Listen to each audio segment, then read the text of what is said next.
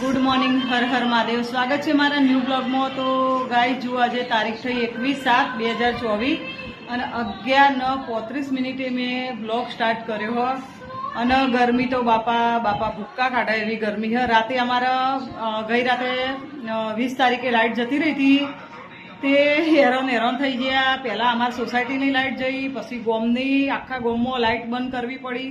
પછી બધા ભેગા થઈ, સોસાયટીવાળાને બધા ભેગા થઈ નાના કરીને લાઇટ લાવ્યા, બધું ચાલુ કર્યું, જીબોર્ડમાં ફોન કર્યા ને બધું કર્યું. તે હેરાન થઈ જાય. અત્યારે હાલમાં આપણે કહીએ કે વરસાદ આવે ને એટલે ગરમી થોડી ઓછી થાય. હું વરસાદ આવે, ઉનાળાની ગરમી કોઈ નથી, એટલી ગરમી ભૂક્કા કાઢે. બોલો, એમ થાય ગુરુ મહારાજે દર્શન કરવા જવું હોય, પણ વિચાર કરું કે ગુરુ મહારાજે દર્શન કરવા જઈએ. છોકરો બિચારો કંઈક મમ્મી કેટલી ગરમી લાગે કે હજુ એસી ચાલુ કરીને અત્યારે હાલ એમ થાય ને કે ચોમાસું આવશે ને એટલે એસી બંધ કરીશું અને બિલમાં થોડું આપણને રાહત રહેશે કે બિલ ઓછું આવશે. હું ઓછું બિલ આવે એટલી ને એટલી, એનાથી પણ વધારે ગરમી વધી જઈએ. એના કરતાં તો ભગવાન, હું તો એટલું જ કહું કે વરસાદ આવે એકવાર. ગાઈઝ, આજે ગુરુ પૂર્ણિમાના સૌને નમસ્તે અને જય ગુરુદેવ.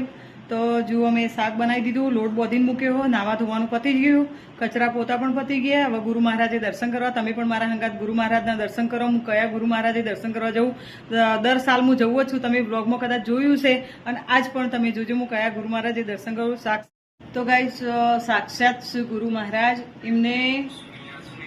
એમને વર્ષો વર્ષ તપ કરેલું હ અને નદીમાં એક એવી પોણીઓ હતી. પહેલાં જૂના જમાનામાં પોણીઓ હતી, તો પોણીઓમાં બેસી રહેતા. એમને વાઘ આવતા ને વાઘ એમને દર્શન કરીને જતા રહેતા હતા. પછી સરસ્વતી, અમારા કુંવારકા માતાજી હ નદી હ સિદ્ધપુરમાં. કોઈ બીને પૂછજો, તમે સિદ્ધપુરના હશો તો ખબર જ હશે, અને સિદ્ધપુર બહારના હશે તો કોઈ બી સિદ્ધપુરનું વ્યક્તિ હોય ને એને તમે પૂછી લેજો કે એમની કહાની કદાચ યુટ્યુબમાં ગૂગલમાં હશે. તો ગુરુ મહારાજે પોણીમાં બેસીને તપ કર્યું હતું. અને બીજું કેવું કે હે ને, ગુરુ મહારાજે ખાલી જમવાનું કશું જ નહીં, પોણી ઉપર જ તપ કર્યું હતું એમને. અને સરસ્વતી માતાજી કુંવારકા, અમે એક બાજુ સરસ્વતીએ બોલાય હ અને કુંવારકાએ બોલાય, કુંવારી માતાજી નદી આવે અમારે.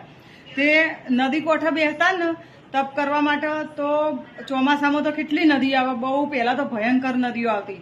તો કાંઈ નદી રહી ને એ રીએ જો ગુરુ મહારાજ તપ કરવા બેઠા હતા ને, એમનાથી એક કીધું ને, એક વેત બે વેત દૂર થઈને એમના ચરણો સ્પષ્ટ કરીને નદી જતી રહેતી હતી.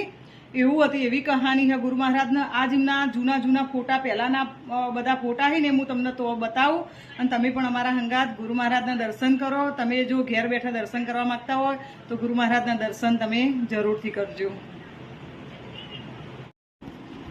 આંચલ બાર કચરા ને પોતો ને બધું કરીને આવીને બેઠી હોય. પૂરી બજારનું બધું કોમ પતાવીને આવીને બેઠા. ક્રિશ પણ બેઠો હોય અને ટાઈસડો ખોડામાં ઊંઘ્યો હોય, કારણ કે ગરમીનું રહેવાતું નહીં એટલે બાપડો બધું કરે. જુઓ, મેં બેડ આખો બદલી કાઢ્યો.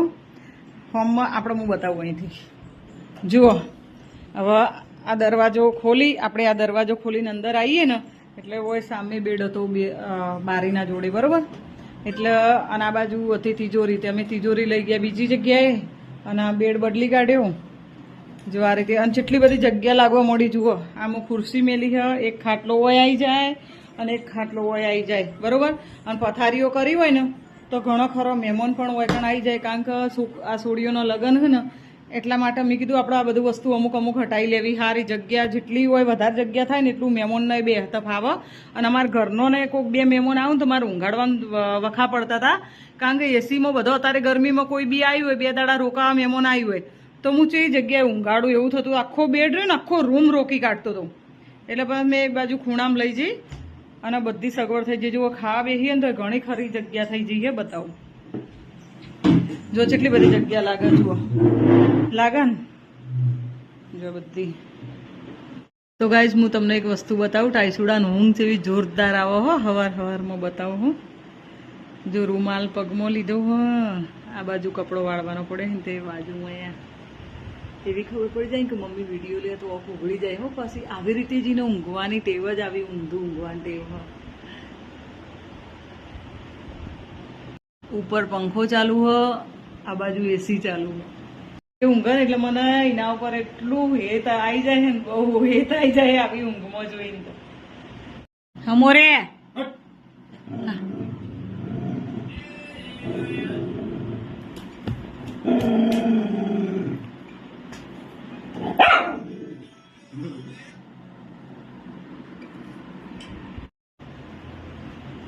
ગરમી એટલી છે ને કોમ કરવાનું મન જ નહીં થતું. પણ આમાં ટાઈસુડાને સોનથી જુઓ, ટાઈસુડો કેવો પડ્યો. ટાઈસુડાને તો સોનથી આ માછોડીના કપડા બધા. હા, આ માનસીના કપડા બધાના અલગ અલગ થપ્પા. હું પેલા કપડા ગોઠવી દઉં, તમે ખાવા કાઢ દો. હું ચાલ આ પૂરીનું, આ તારું. વાંચલ તો મસ્ત કબાટમાં બધું ગોઠવેલું એવું સરસ હોય ને. તો ગાય જુઓ, અમે જમવામાં બનાવ્યું ગવાર, નહીં ગવારનું શાક બનાવ્યું, રોટલી બનાવી, જમીન પછી નીકળીએ દર્શન કરવા.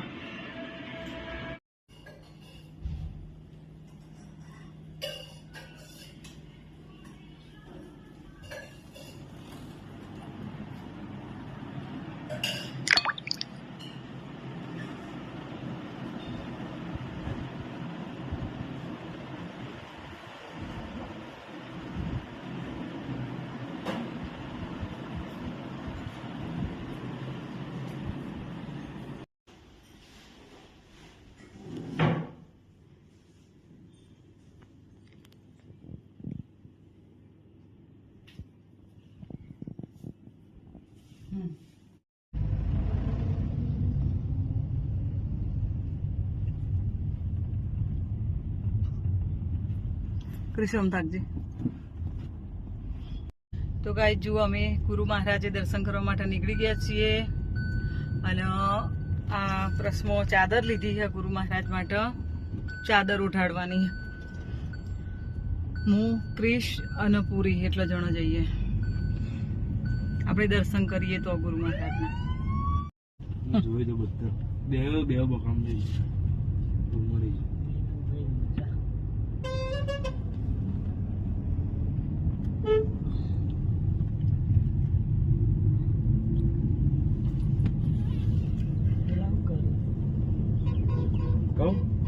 કોક મરી ગયું હોય ને ખોદી વિધિ કર. પેલા ભાઈ પેલો નહીં આટકો ને એવું બધું અંદર ભંડારવાનું આવે રખ્યા. આપણે પેલું તુલસી લેતવાનું. જો આ બધી સમાધિઓ આવી, નદી આવી. જુઓ, આવામાં તપ કરતા હતા દેવશંકર બાપા. આવી જગ્યા ઉપર તપ કરતા હતા, આવા જંગલમાં. જુઓ,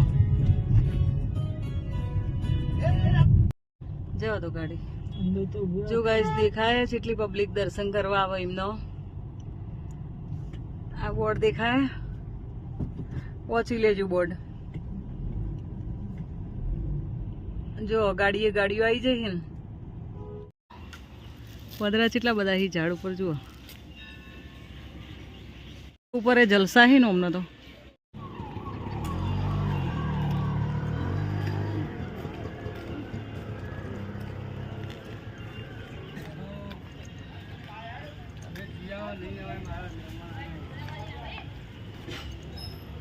મહેમાન આવે બહુ ગરમી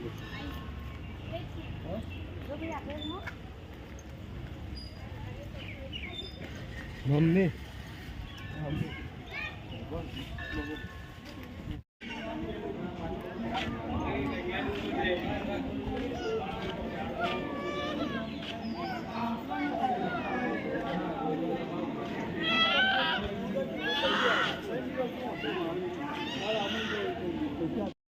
આ હોમી દેખાય ને સરસ્વતી નદી હ. અને ઓય તપ કરી તું. જો પબ્લિક જુઓ.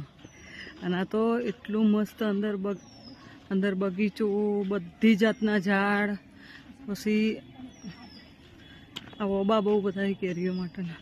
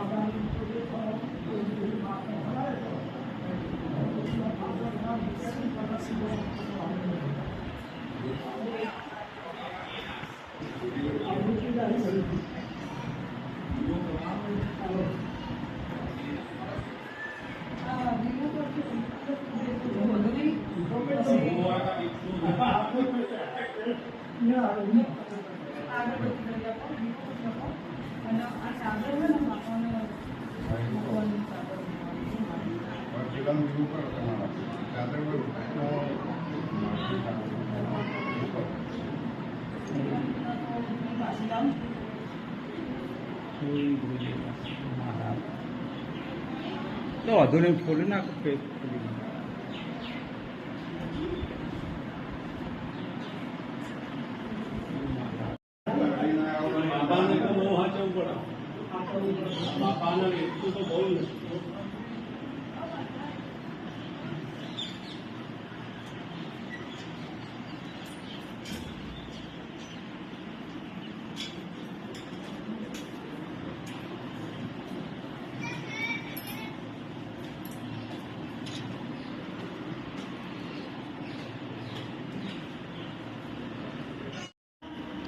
આ શાકંભરી માતાજીનું મંદિર હ અને હું તમને એક એક કરીને ફોટા બતાવું, જે એમને તપ કરેલું હતું ને એક એક ફોટો બતાવું. જે એક આ ફોટો રહ્યો એ ટાઈપના કાચ હોય ને એટલે આપણા મોબાઈલનું હોમો કેમેરો આવે ને એટલે થોડું જોખું થઈ જાય હ. આ માતાજીનું મંદિર જુઓ, એ આ જોઈ એક એક કરીને ફોટો બતાવું નજીકથી. જુઓ આ રીતે બસ કપડાં ના પહેરતા, આ બાજુ બને કપડાં ના પહેરતા, આ રીતે જ ખાલી જો શરીર ઉપર વસ્ત્ર નહોતું અને આ રીતે તપ કરી હતું. આ જો નદી માતાજીને સ્પર્શ કર્યું, દર્શન કરી નાવા આવેલા ને એ ટાઈપનું આ પોન્યું દેખાય પાછળ. જુઓ આ રીતે સ્નાન કરતા ને આ રીતે તપ કર્યું હતું. હો આવી રીતે જ તપ કર્યું હતું. કેટલું મસ્ત વાતાવરણ હ. જુઓ આશ્રમ, આ રહ્યો આશ્રમ છે, આ આશ્રમ હતો બરાબર. જુઓ આ ઝૂંપડી રહી. હવે આ તો બધું નવું નવું બનાવ્યું પણ એ રહ્યા ઓથી નાવા ઉતરતા. હું પગાથીઓ બતાવું તમને. ઓયથી નાવા ઉતરતા આ બધી નદી જ હતી. આ તો બધું હવે બધું નવું નવું થયું ને આ બધી નદી હતી. આ વંડો દેખાય ને હોમો, એના પાછળ નદી છે પાછી. એટલે ઓયથી આ જો પગાથીઓ એમને સમાધિ જવા માટેનો પગાથીઓ. એમને અસલીમાં સમાધિ આપી હતી, દેવશંકર બાપા કહેવાય. હવે નાવા જતા હતા ને એનો મેં વિડીયો બતાવ્યો ને તમને. આખા ઊંધા થઈને એ રીતે નાહતા હતા અને નહીં પછી આવીને એ પૂજા કરવા બી હતા હતા, પૂજા પાઠ કરતા હતા. અને બીજું કે જુઓ એ આ દેખાય વંડો, આ વંડો દેખાય. એથી અંદર સરસ્વતી માતાજી ઈકણથી વંડાથી નાવા ઉતરતા હતા 2 ડગલો અને માતાજીને તોથી સ્નાન કરીને પછી આવતા હતા. શંકર બાપા જ્યારે એમનો દેહ છૂટ્યો ને, ઓફ થઈ ગયા ને, એના પછી સમાધિ આપી હતી. બતાવું આ એમની સમાધિ હ. આટલો ટાઈમ થઈ ગયો, જુઓ સમાધિ આપે. એનું સમાધિ આપી હતી. અરે હોમમાં દેખાય જુઓ.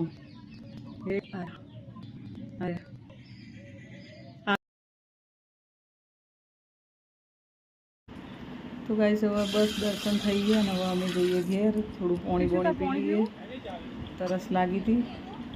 આ તો તમને વિડીયોમાં એવું લાગે ને કે બહુ બધું દૂર હ, ખાસી દૂર. અમારા ઘરથી તો ખાસી દૂર જ છે. પાણી પીને બસ હવે ઘર તરફ જવા માટે નીકળીએ. ગરમી ગરમી, સખત ગરમી બાપા, નહીં રહેવાતું. 1 પોઈન્ટ વધાર્યો કીશું, 1 પોઈન્ટ હતો 2 પોઈન્ટ કર્યા. આપણને દર્શને બહાર નીકળવું ગમે પણ કેવી રીતે ગમે બાપા. ગરમી કશું હુજવા જ નહીં હતી ને એમ થાય ને કે આપણને અટક આવી જાય એવું, એવી ગરમી હ. ભલું કરજો દેવશંકર બાપા.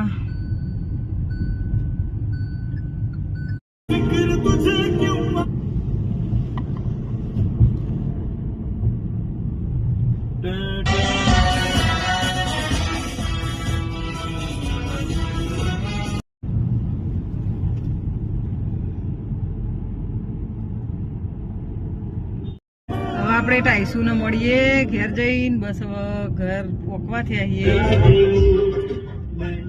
ઇંતજાર હશે ટાઈસુનો મારો, મને ઇંતજાર મારા ટાઈસુનો બહાર નીકળું એટલે મળીએ ઘેર જઈને. જજો હો ટાઈસુ કરે આપણે જોઈએ. તાય શું ખોલજે બેટા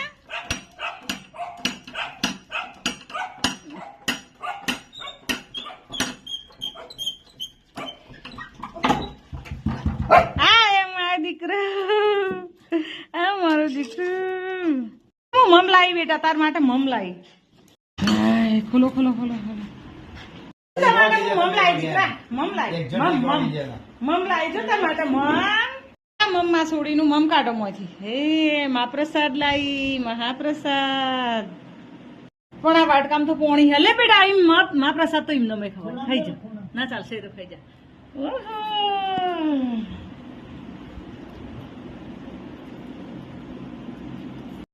किसी कलो बेटा ए बाबू बाबू किसी कलो बेटा मामा किसी कलो बेटा હવે મમ ફાડી ગયો મારો બેટો ગુંડો મમ ફાડી ગયો જો આચલ ના ખાય મમ હાને એટલે મો મામા આલુ તીસી ચાલો બેટા મામા ના કર કદી નહીં કર તીસી ચાલો બેટા મારો હું તાકર નહીં કરતો ગાઈસ બસ આટલાથી બ્લોગ ને કરું છું એન્ડ મળીશું બીજા બ્લોગમાં તો સુધી બાય